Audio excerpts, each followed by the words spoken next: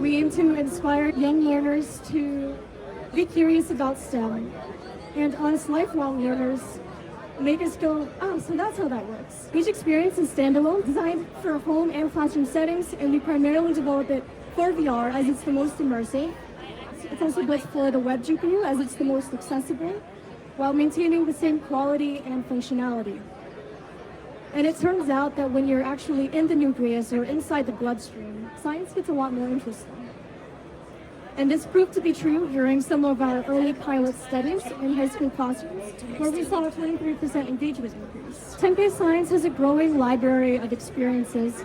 We partner with scientists from outstanding research facilities to bring their current research and 3D datasets onto the platform. Some of the things we visualize are volumetric data, 3D scans, and molecular structures.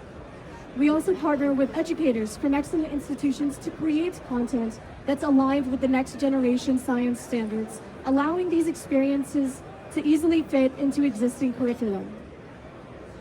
So it's 3D visuals and curated content that scientists are able to communicate complex research in a way that learners can digest and interact with. As you can imagine, the primary challenge we have is actually working with those 3D data sets.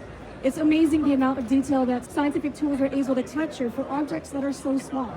In this example, what you're looking at is an internal bug anatomy, and scientists need such a high-resolution model because of the internal fluid systems that they're researching. And when you bring it into our platform and we're building environments that are filled with objects such as these and other objects as well, and especially if we're building it for low-powered devices, we need these assets to be as optimized as they can be. Otherwise, this would be nearly impossible to do without a lot of post-production work. And as such, RapidPipeline has been a must-have in our toolset. The models we're working with are uncleaned raw mesh, and RapidPipeline is able to reduce it drastically. In this example, bringing it down by 99%. It's also able to simplify the mesh in a way that also maintains the mesh topology, and we're able to just insert it straight into our applications. And just for perspective, we're working in Unity. And so even after the simplification, you can see that we still have an accurate representation of the model that we're working with. RapidPipeline also lets us configure different presets, and which is really important because we're building and deploying to different platforms that have their own unique requirements and restrictions. And using RapidPipeline allows us to streamline that process much more.